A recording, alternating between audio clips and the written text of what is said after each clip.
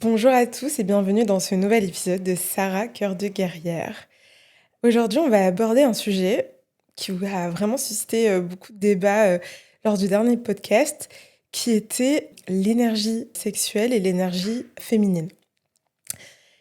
Et donc, pour cet épisode, j'avais vraiment envie de partager avec vous ce que j'ai pu apprendre d'expérience sur ce sujet ou grâce à mes recherches.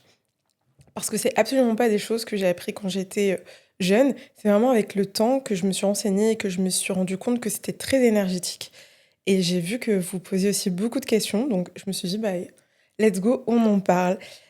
Pour cet épisode sur la sexualité sacrée, on va d'abord rapidement parler, de l'initiation des femmes à leur énergie, féminine et leur énergie de création. On parlera ensuite de l'initiation au corps et au temple qu'il est. On parlera aussi donc vraiment de l'énergie de la création ou énergie sexuelle, ça dépend comment on décide de l'appeler. On parlera un peu des déviances actuelles et les effets que ça a sur nous. Et ensuite, je reparlerai de mon choix d'abstinence comme dans la vidéo d'avant, sauf que je vais vraiment expliciter pourquoi j'ai fait ce choix. Parce que j'ai vu qu'il y avait eu des petits débats, c'était pas forcément compris. Donc je vais passer plus de temps à expliquer pourquoi ce choix. Voilà le petit programme, j'ai pris des notes pour ne rien oublier et pour vraiment vous transmettre tout ce qui est possible de transmettre à l'oral. Après, je pense qu'à terme, je ferai vraiment un cours dédié sur ce sujet parce que j'ai vu que j'ai reçu plein de messages de femmes qui se posent des questions, qui souhaitent en savoir plus. Donc là, c'est un condensé rapide dans un podcast d'une vidéo pour toucher les sujets, mais pour aller vraiment dans le cœur et comprendre, il faut une initiation complète et totale et je pense qu'il faut un cours spécifique à ça, en privé, pour pas que ce soit, non plus enfin voilà, sur les réseaux, on peut pas tout mettre, il y a un public large.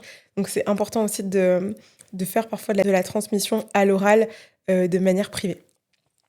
OK, let's go, on commence. Alors, comment on introduit aux femmes leur énergie de création? Souvent, en fait, c'est au moment des règles. La première initiation d'une femme à son énergie de création, c'est le moment des règles et très souvent, en fait, c'est dommage parce qu'il y a pas de transmission à ce moment-là. C'est plutôt un moment de doute, de peur. Si moi, je dois vous raconter, comment c'est arrivé pour moi, j'avais que 9 ans déjà, j'étais hyper jeune, je ne savais pas ce que c'était et quand j'ai vu tout ce rouge, j'ai crié, je comprenais pas, j'ai demandé à ma mère ce qui se passait. Elle m'a juste dit: «OK, maintenant, à partir de maintenant, tu devras mettre ça une fois par mois» et donc elle m'a attendu, du coup, des protections et c'est tout. Genre, c'est tout. Ça s'est arrêté là. Il y a pas eu de transmission, il y a pas eu d'explication, rien et c'est vraiment dommage parce que c'est un moment très important dans la vie d'une femme. Les premières, je sais pas si on peut dire règles sur les réseaux, mais on va dire, les premières rouges, c'est hyper, hyper important et c'est pas seulement, attention, maintenant, il y a un événement qui va se passer tous les mois qui va être négatif. C'est pas seulement attention, maintenant, tu deviens une femme, tu vas pouvoir procréer, donc fais attention. C'est pas attention, attention. Au contraire, c'est une initiation qui est très belle puisque c'est là où on découvre cette puissance, à l'intérieur de nous, qui est la puissance de la création et qui est une force et une énergie, ben je ne saurais même pas comment exprimer, sa force quoi, tellement c'est une énergie qui est très puissante et ça mériterait vraiment qu'on prenne le temps d'initier les femmes à cette énergie qu'elles vont découvrir, qui va l'accompagner toute sa vie, qui va aussi changer au cours du temps et qui va créer des cycles et typiquement sur les cycles, il y a beaucoup de choses à apprendre et à prendre en compte. Je vous conseille d'ailleurs, de lire Lune rouge. C'est un fabuleux, livre qui est une initiation, en fait, finalement, au cycle, qui explique justement qu'on a 4 phases, que dans ces 4 phases, notre corps n'a pas besoin de la même chose, notre corps ne ressent pas la même chose, notre corps a des besoins totalement différents et c'est vrai que ça, moi, ça a beaucoup changé, par exemple, ma vision au travail, d'apprendre sur mes cycles, parce que je ne comprenais pas pourquoi j'étais parfois hyper productive, en forme. Je pouvais dormir, 6 heures et le lendemain, je faisais une journée, au travail et c'était OK et pourquoi parfois, bah, en fait, je suis hyper fatiguée, j'ai pas envie de me lever, j'ai pas envie d'adresser la parole aux autres, j'ai envie de rester dans mon cocon, j'ai envie de prendre soin de moi, j'ai et ça, en fait, en maîtrisant mes cycles et en maîtrisant quand ces périodes arrivent, je peux déjà organiser mon agenda en fonction et respecter mon corps. Ne pas surcharger ma semaine, par exemple, où j'ai, ma phase lutéale, par exemple, je la surcharge jamais Et à l'inverse, pendant par exemple ma phase d'ovulation ou la phase, encore précédente, prévoir beaucoup de choses dans la journée parce que là, je sais que je vais avoir de l'énergie, je sais que je vais avoir de la créativité, je sais que je vais être dedans. Donc ça, ce sont des petites choses qu'on nous apprend ni à l'école. Si, nos mamans n'étaient pas au courant, elles peuvent pas non plus nous le transmettre et je trouve ça vraiment dommage parce que ça rythme toute notre vie et même après, une fois que la ménopause arrive, ça continue à rythmer la vie des femmes et il y a pas que les femmes qui ont des cycles, les hommes aussi ont des cycles. C'est juste que nous, notre cycle, il est sur 28 jours environ, parce qu'il y a des cycles plus longs, des cycles plus courts, ça dépend vraiment des femmes. Mais en fait, eux, les hommes, ont un cycle, dans la journée. C'est-à-dire qu'ils se rechargent en une journée. Et c'est pour ça aussi que c'est très adapté à eux, le monde, on va dire, du travail actuel, parce ils peuvent avoir la même performance, on va dire, entre guillemets, tous les jours, puisqu'ils se rechargent, tous les jours. Alors que nous, c'est sur 28 jours. Donc c'est des petits trucs comme ça, mais moi, je trouve que ça aurait changé beaucoup de choses. En tout cas, à aujourd'hui, ça change beaucoup de choses à moi, à mon organisation, à ce que je décide de manger aussi, puisque je privilégie les éléments en fonction de ma période de cycle et ça me donne une énergie différente, ça me donne une force différente. Le but est vraiment d'écouter mon corps et de le connaître pour lui donner ce dont il a besoin. Et pour moi, c'est ça. En fait, pour moi, ça, c'est une très bonne introduction à la puissance de la création et de la vie. C'est déjà les cycles. Ça, c'est la base. C'est le numéro un, le truc qu'il faut retenir, numéro un. Et donc, connaître les cycles, du coup, c'est aussi connaître mon corps. Et pour moi, c'est quelque chose que j'ai appris, je pense, beaucoup grâce à l'expérience, mais beaucoup dans la douleur. C'est que le corps, c'est vraiment un temple et c'est vraiment quelque chose de sacré. C'est le temple de la beauté, en fait. C'est notre corps qui nous permet de vivre la joie, d'expérimenter, de connaître le plaisir, l'excitation, l'amour. Enfin, sans le corps, on n'a pas accès à tout ça. On n'a pas accès, en fait, à la vie telle qu'elle est. Et on ne peut pas mettre le corps d'un côté et le mental et l'esprit de l'autre. Moi, j'ai fait ça pendant très longtemps. J'avais mon esprit, mon mental, mes envies, ma manière de réfléchir. Et mon corps, pour moi, c'était juste, on va dire, un élément. Mais c'était pas connecté à mon mental et à mon âme, ou en tout cas à qui je suis. Et ce manque de connexion fait qu'il y a eu un vrai détachement entre mon esprit et mon corps. Et je ne savais pas écouter mon corps. C'est aussi pour ça que j'ai eu autant de problèmes de poids, c'est parce que mon corps, j'étais pas connectée à lui.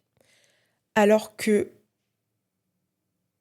pour moi, l'âme, enfin l'esprit et le corps sont indissociables. Les deux ne forment qu'un. Et il faut apprendre à les connecter. Et le corps, c'est je sais pas si on peut dire véhicule, mais on va dire que c'est le véhicule sacré de ton âme. Donc tu es obligé d'en prendre soin comme ton âme. Et pourquoi j'aime bien l'expression de temple? Parce que quand on entre dans un temple ou je sais pas, dans une église ou dans une mosquée, enfin dans un endroit religieux, on y entre avec beaucoup de respect. C'est-à-dire soit on enlève les chaussures, soit on vient avec une offrande, on vient avec de la douceur, on vient avec de la paix, on vient avec du calme. Et c'est la même chose en fait que tu dois offrir à ton corps. Parce qu'il a ce même statut. Il est sacré, il t'abrite, et tu dois vraiment le respecter, ce n'est pas ton ennemi. Tu ne dois pas essayer de le tromper. Quand je dis le tromper, je parle par exemple des régimes. Ça sert à rien de le tromper avec la sous-consommation, par exemple, de nourriture pour maigrir ou de la surconsommation. Ton corps, il enregistre les choses. Et en fait, c'est lui qui prend la forme qu'il a décidé de prendre. Donc, typiquement, il peut exister. Moi, quand j'étais en surpoids, finalement, c'est vrai que je mangeais beaucoup de sucre, beaucoup d'aliments gras, sucrés, enfin bref. Mais en comparatif avec le poids que je prenais, c'était pas du tout logique. Par exemple, je pouvais prendre 5 kilos par mois. Et c'est là que j'ai compris qu'en fait, mon corps était beaucoup plus stratégique que mon esprit. C'est-à-dire que même si j'essayais de le tromper en faisant de la sous-consommation d'alimentation ou des choses comme ça, en fait, il stocke. Parce qu'il a compris que, ok, elle essaye de me sous-alimenter, donc je vais stocker. Tout ce que je veux dire par là, c'est que tu peux pas tromper ton corps et que tu es obligé de le respecter, tu es obligé de prendre en compte le fait que c'est quelque chose de sacré qui t'abrite et tu peux pas lui demander d'être performant et juste d'être performant comme un objet matériel ou juste d'être beau ou juste d'être esthétique. Tu peux pas. En fait, tu peux le faire, mais au bout d'un moment, tu vas t'épuiser, tu vas pas comprendre pourquoi, tu vas avoir des douleurs dans le corps, tu sauras pas pourquoi. Mais parce que tu as vraiment dissocié ton esprit de ton corps. Cette prise de conscience, elle m'a aidée à développer une relation beaucoup plus saine et à ne plus voir mon corps que comme un objet extérieur que je présente au monde, mais aussi avoir une relation à l'intérieur avec lui. Et c'est cette prise de conscience qui m'a obligée à apprendre à donner de l'amour à mon corps moi-même. Donc typiquement, faire des choses avec conscience. Prendre la douche, sentir vraiment l'eau sur son corps, la chaleur, avec conscience, c'est une forme d'amour pour ton corps. Mettre ta crème le matin, mais prendre le temps vraiment à chaque geste de te masser, de t'auto-masser, de vraiment te donner de l'affection à ton corps en te mettant de la crème, geste quotidien et normal, c'est une forme d'amour envers ton corps. Pareil, si tu décides de le masser, l'automassage, c'est hyper puissant. Le fait d'automasser son corps, c'est lui donner de l'amour, c'est mettre de la conscience sur ce qu'il est, c'est lui dire merci tous les jours d'être là, de te porter, de t'emmener dans tes objectifs de vie. Faire du sport, étirer son corps, l'habiter en fait tout simplement, ce sont des formes d'amour. C'est pas juste je vais au sport parce que je veux cette forme esthétique, parce que je veux cette puissance, parce que... Non, c'est habiter son corps, lui donner de l'exercice, lui donner la forme que l'on souhaite, mais en conscience et en respectant les limites de celui-ci. Et dernièrement, j'ai vraiment travaillé cette relation à mon corps au point que le dialogue est devenu hyper fort entre lui et moi. Parce que oui, ton corps te parle et il faut l'écouter. Typiquement, traverser une phase, là, ces 2-3 derniers mois, où il y a eu beaucoup de changements dans ma vie, beaucoup de doutes, et ça a été vraiment un peu un choc. C'était professionnel, c'était familial, enfin bref, il y avait plein de choses qui étaient mélangées. Et je me suis réveillée un matin avec une boule dans la gorge et des maux de ventre, mais vraiment ça me retournait toute la journée. Et vraiment une boule intense. Et j'arrivais pas à comprendre quelle était l'origine de cette boule. Je suis allée chez le médecin, il n'y avait pas de raison que j'ai cette boule. Quand je dormais, elle partait, quand je faisais du yoga, elle partait, quand je pensais à autre chose, elle partait, mais elle restait quand même présente toute la journée. Et je me suis dit, ok, je vais écouter ce qu'il y a à l'intérieur de moi, je vais écouter ce que me dit mon corps et je vais comprendre ce qu'il me dit. Et ce que me disait mon corps à ce moment-là, c'est qu'il y a une dispute que j'ai vécue cet hiver qui m'a paru très injuste. Et j'ai pas parlé parce que j'ai pas voulu alimenter le feu, parce que j'ai pas voulu insécuriser les personnes qui étaient avec moi. Donc j'ai juste décidé de partir. Et en fait, c'est pas passé. Et ce que je ressentais dans la gorge, c'est tout ce que je n'ai pas pu dire à ce moment-là qui restait là parce que ça ne passait pas et que je n'avais pas pu l'exprimer. Et c'est seulement en prenant le temps de reconnaître ce que me disait mon corps, de l'écrire, que j'ai pu m'en libérer et que maintenant, en fait, mon esprit est totalement libre et je suis passée à autre chose. Donc, ton corps est ton meilleur allié parce que quand tu es connecté à lui, il te parle et il te guide. Donc, tu ne te poses plus de questions. Tu rencontres quelqu'un, tu te demandes pas si c'est la bonne personne ou pas ou si cette personne elle est alignée. Ton corps te parle et te le dit. On peut maintenant, du coup, passer au cœur du podcast parce qu'on a parlé des cycles et on a un peu introduit l'énergie de la création. On a parlé du corps qui est vecteur. On peut maintenant parler de cette énergie de création ou énergie sexuelle. Pourquoi cette énergie a ce nom, du coup, de la création ? Parce que on parle de l'énergie dans laquelle repose la créativité, la création, du coup, la co-création, la fertilité pour procréer. Tout ça, c'est la même et unique énergie qui est à l'intérieur de toi et qui se situe à cet endroit-là et qui se diffuse dans ton corps. Cette énergie, elle est souvent et même, je dirais, presque systématiquement réduite seulement à l'énergie de la procréation. Mais non, l'énergie qui donne vie aux enfants, à un enfant, qui te permet de porter la vie, c'est la même énergie qui te permet de créer des projets et de les mettre au monde, dans le monde matériel. C'est la même énergie, c'est la même chose. Juste, en fait, elle est canalisée différemment. Donc, c'est pour ça qu'on dit que c'est l'énergie la plus puissante, parce qu'elle permet vraiment de créer le monde. Au-delà des enfants, elle permet aussi de créer des projets, de mettre des nouvelles choses au monde, dans le monde matériel. Cette énergie créatrice, du coup, comme tu l'as compris maintenant, elle permet de nourrir bien plus. Et c'est exactement la même chose que l'énergie sexuelle. Tu peux les associer. Dans le reste du podcast, je dirais énergie de création pour éviter la censure ou quoi que ce soit. Donc, cette énergie de création, elle s'active énormément pendant l'union entre deux personnes. Et de la même manière que cette énergie, on la cultive, on peut aussi, du coup, la disperser. C'est comme une batterie. Elle se recharge et il y a des choses qui font que tu peux la recharger plus vite, mais elle se décharge aussi. Et il y a des choses qui font qu'elle se décharge.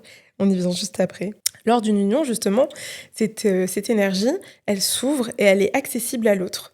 Donc, c'est-à-dire que toi, tu donnes accès à ton énergie de création à la personne avec qui tu es en train de t'unir. Et à l'inverse, la personne avec qui tu es en train de t'unir te donne accès à son énergie de création. Donc, quelqu'un qui est désaligné, quelqu'un qui est en train de vivre le chaos, quelqu'un qui n'est pas bien dans sa vie, quelqu'un qui a des problèmes, quelqu'un qui ne s'en sort pas, enfin bref, tout ce que tu veux, toi, tu as accès à ça. C'est à ça qu'elle te donne accès, à son désordre intérieur. Et si toi, à l'inverse, t'es quelqu'un de stable, de posé, tu sais à peu près où tu vas, et tu donnes accès à ton énergie, et ben en fait, tu lui donnes. Vous faites un échange en fait à ce moment-là. Donc toi, tu recharges sa batterie, et lui, il décharge ta batterie. C'est très important à en prendre en compte parce que c'est pas quelque chose qu'on va t'apprendre à l'école. Moi, personnellement, j'ai jamais eu d'éducation vraiment, on va dire, sur la sexualité. Pas par mes parents, en tout cas, c'était quelque chose qui était tabou, on n'en parlait pas. Pas non plus par l'école, puisque j'ai vraiment appris que le b.a.-ba, que je pense que tout le monde a appris en SVT. Mais tous ces échanges d'énergie qui sont créés et qui sont aussi importants, voire même la base de cette union, ne sont pas expliqués. Donc c'est ce que je te disais. Tu donnes accès, tu t'ouvres, l'autre s'ouvre aussi pendant l'union, et il y a un échange. Et c'est pour ça que quand deux partenaires sont totalement alignés, totalement dans une expansion, et qui font cet échange, c'est très puissant, et c'est pour ça qu'on appelle ça sacré, sexualité sacrée, parce que c'est un partenariat win-win, c'est un échange win-win qui recharge les deux énergies. Ça recharge ton énergie, ça recharge l'énergie de ton partenaire, et c'est un partage qui équilibre, qu'on peut appeler le yin et le yang. Enfin, ça rééquilibre tout et ça donne à chacun du carburant nécessaire et du carburant différent qu'il aurait pas ou qu'il aurait pas eu. Amplifie en fait vos deux énergies, le fait de vous unir quand vous êtes tous les deux alignés. Ça devient un véritable échange d'énergie qui complète l'un et l'autre. Et c'est hyper puissant pour réaliser ces projets, pour le couple, pour tout ce qui est autour de cette sexualité sacrée, cette énergie de création. Lorsqu'on n'a jamais eu cette conscience ou cette initiation, on peut vite arriver à vivre des situations compliquées parce que justement on n'avait pas été informé de ces échanges qui ont lieu lors des rapports. Le désalignement de ton partenaire peut créer le désalignement en toi et le chaos. Et c'est très concret. Par exemple, tu vas te sentir fatigué, tu vas plus avoir de foi ni d'envie dans tes projets, tu vas avoir du trouble tu vas avoir moins de clarté dans ce que tu veux faire. Tout ça, ce sont des conséquences quand tu as échangé ton énergie avec quelqu'un qui n'était pas aligné avec toi. Il faut savoir déjà que biologiquement, lors d'une union, il y a des hormones qui se déploient. Donc tu vas avoir de l'ocytocine qui va créer de l'attachement, de la dopamine qui va nourrir ton système de récompense, ainsi, j'oublie toujours le dernier, du cortisol, potentiellement si tu es stressé.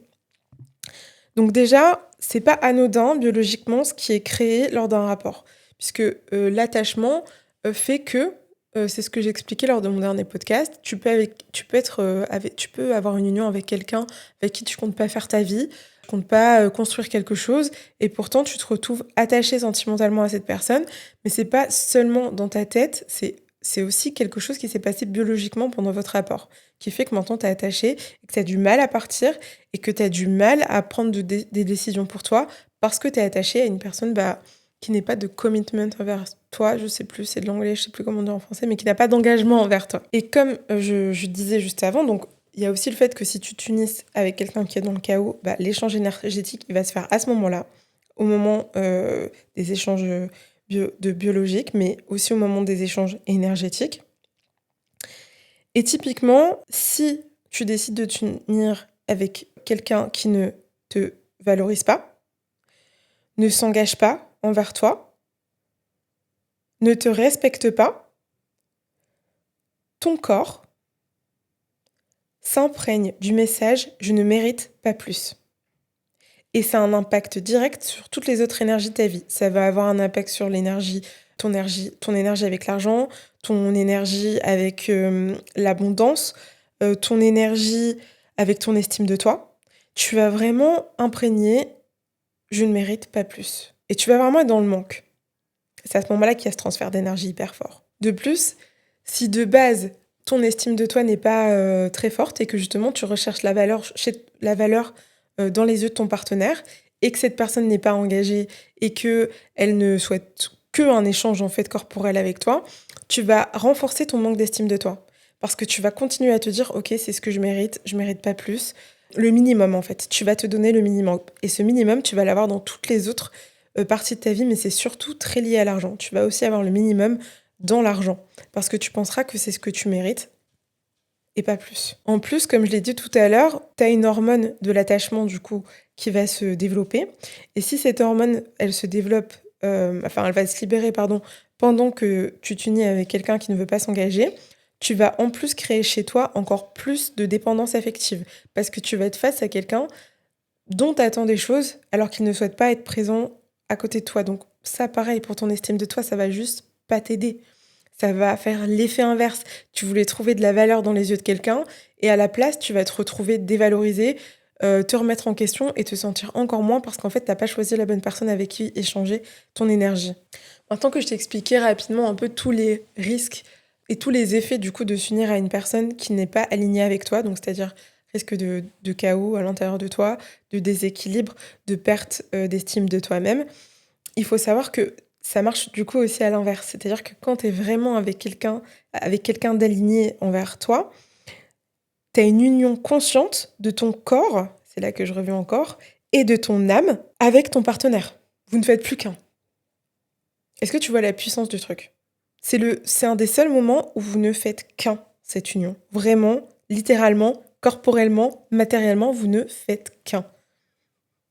Et ça amplifie à chacun votre puissance et votre magnétisme, votre aura, tout ce qui va avec. Toute cette création qui est à l'intérieur de vous, toute cette énergie de créativité, de co-création, elle s'amplifie à ce moment-là, lorsqu'il y a 2 alignements et qu'il y a un échange énergétique. Et en toi, ça va te créer de la présence totale, de la conscience, de l'alignement et surtout de la sécurité. Et ça, t'en as besoin, c'est la racine de qui tu es énergétiquement, c'est la sécurité. Et du coup, pour finir, je vais revenir sur le sujet qui concerne mon abstinence, qui a fait beaucoup réagir. Alors déjà, j'ai été vraiment touchée de toutes ces femmes qui ont elles aussi partagé le choix qu'elles avaient fait. Et j'ai un grand respect pour cette décision, qu'elle soit religieuse, qu'elle soit énergétique ou quoi que ce soit. Pour moi, tant que c'est fait en conscience, je trouve ça, je trouve ça magnifique, vraiment. Et après voilà, pour tous les autres commentaires, de personnes qui n'ont pas compris, la puissance de ce choix, moi, c'est un choix totalement égoïste, en fait, l'abstinence. C'est de l'égoïsme pur, 100 genre. Je le dis et je l'affirme. Pourquoi? Parce qu'à partir du moment où moi j'ai compris que l'énergie sexuelle, c'était l'énergie de la création. Je sais pas si tu commences à capter là où je veux en venir. Énergie sexuelle égale énergie de la création. J'ai assez cheminé pour savoir exactement ce que je veux dans la vie. Comment y aller, ça, c'est ce qui est en construction, mais je sais ce que je veux. Et je me suis dit, afin d'aller encore plus vite dans mes objectifs et de leur donner vie et de donner naissance à mes projets, je vais transcender et transformer du coup mon énergie sexuelle en énergie de création pour l'investir dans la vie que je veux me créer. C'est pour ça que je dis que c'est égoïste. C'est pas une question de valeur en tant que femme, c'est pas une question de valeur encore plus auprès des hommes. Ça, c'est absolument pas l'objet de cette décision. C'est vraiment, ok, j'ai capté l'importance de cette énergie. Moi, je sais où je vais aller dans la vie. Je vais utiliser cette énergie pour donner vie à mes projets et pour les faire exister. C'est pour ça que je dis que c'est un choix égoïste. Je le fais pour moi et seulement pour moi et en totale conscience de ce que je souhaite et de là où ça va me mener. À l'heure actuelle, j'ai décidé de canaliser la totalité de mon énergie pour la mettre dans mon projet. Dans mon projet Cœur de guerrière, dans ce projet qui me tient à cœur, qui est justement d'accompagner les femmes à savoir s'aimer. C'est-à-dire que moi, j'ai toujours entendu, c'est hyper important dans la vie, Sarah, faut s'aimer, faut s'aimer, faut s'aimer. Enfin bref, je l'ai entendu 1 million de fois, mais je ne savais pas comment faire. J'ai appris à le faire et justement, dans mes podcasts, je vous donne un peu des tips. Sur mon Insta, pareil, je vous donne un peu des tips neurologiques, des tips énergétiques, des petits conseils qui vous aident en fait à apprendre à vous aimer. Tout à l'heure, je parlais du fait de typiquement s'automasser ou se passer de la crème en conscience. Ça a des effets en fait à long terme sur l'amour que tu te portes. Et c'est tous ces petits gestes ajoutés les uns aux autres qui font que ton énergie s'amplifie, que ton énergie change et que tu t'aimes plus et du coup tu veux que le meilleur pour toi. Et j'ai envie de partager ça à d'autres femmes parce que moi ça a totalement changé ma vie. Tu me prends moi quand j'avais 20 ans. J'étais une jeune fille qui avait pas du tout confiance en elle, comme je l'ai déjà dit plusieurs fois, qui faisait 120 kilos, qui n'osait pas exister. Donc c'est-à-dire que, j'osais pas, parce que déjà je me disais: «Mais, je mérite pas des beaux vêtements», donc je portais vraiment le minimum et je me cachais sous mes vêtements. Je prenais pas le temps de prendre soin de moi, physiquement, donc que ce soit capillairement, le maquillage, quoi que ce soit. J'essayais juste de ne pas exister, de devenir petite pour ne pas gêner les autres, parce que j'avais toujours appris que ma présence et mon existence étaient gênantes. Il fallait juste que je me fasse toute petite pour ne pas prendre trop de place. Mon corps était pas d'accord, il a fait tout l'inverse et j'étais timide, j'étais hyper timide, hyper effacée. J'osais pas partager mon opinion, j'osais pas parler de ma vie. Enfin, j'avais pas vraiment de vie, je vivais vraiment d'ailleurs dans mon monde imaginaire. J'osais pas voyager, j'osais pas faire des choses seule. J'avais toujours besoin d'être accompagnée. J'osais pas, enfin, à cette époque-là, j'avais même jamais eu de copains dans ma vie parce que j'étais trop concentrée sur bah, j'ai pas envie de déranger, j'ai pas envie de gêner, j'ai pas envie d'exister. J'ai eu une transition où j'ai fait tout l'inverse, où j'ai eu envie d'exister, j'ai envie de montrer qui j'étais, je me suis un peu rebellée, je pense que c'est ce qu'on peut dire ma crise d'adolescence, sauf que j'avais déjà 23-24 ans, mais eu envie d'exister, j'ai décidé de devenir mannequin grande taille, donc c'est-à-dire que j'ai affiché mon corps, j'ai affiché mes formes, j'ai prôné body positive, j'ai voulu montrer que c'était possible d'exister en ayant toutes ces formes. J'ai décidé de faire plus de 30 pays avant mes 30 ans, j'ai voyagé, j'ai expérimenté, j'ai fait énormément de choses, j'ai fait les travails que je voulais et je me suis réorientée et j'ai changé avec cette vraie volonté d'exister. Donc il y a eu une fracture et en fait il y a eu maintenant où j'ai vraiment pris conscience. Donc c'est-à-dire que j'ai vécu plein d'épreuves et j'ai pris conscience du sens de tout ce que j'avais vécu et j'ai su me stabiliser et me positionner sur qui je suis, où je vais, ce que je veux partager aux femmes, ce que je veux qu'elles comprennent, c'est-à-dire leur importance dans ce monde et dans l'équilibre dans ce monde et qu'elles prennent leur place. Que leur place ne soit pas seulement à travers un couple, seulement à travers le mariage, seulement à travers le travail. Ça peut être beaucoup plus grand que ça. Il y a une aura en fait qui peut se dégager de toi, il y a une aura qui peut exister, un magnétisme que tu peux attirer à toi et que tu peux créer.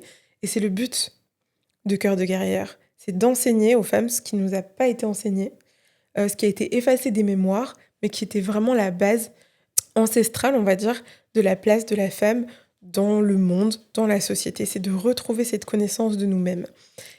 Et c'est pour ça que Cœur de guerrière existe, c'est pour ça que je n'accompagne que des femmes. On fait vraiment un parcours complet pour apprendre à s'aimer.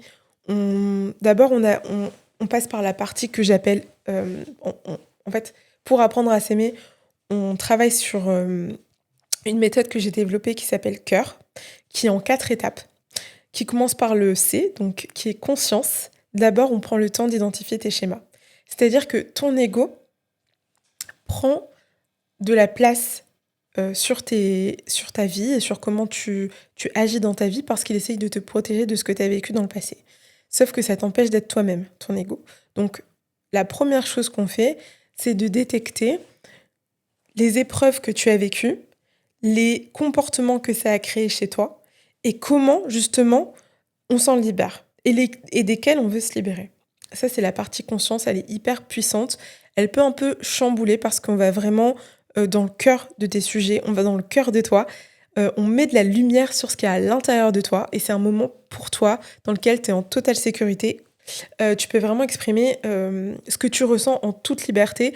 Et moi, dans ce moment-là, j'aime aussi partager mon expérience pour montrer que tu n'es pas seul, qu'on a tous traversé ça et que il est possible de changer.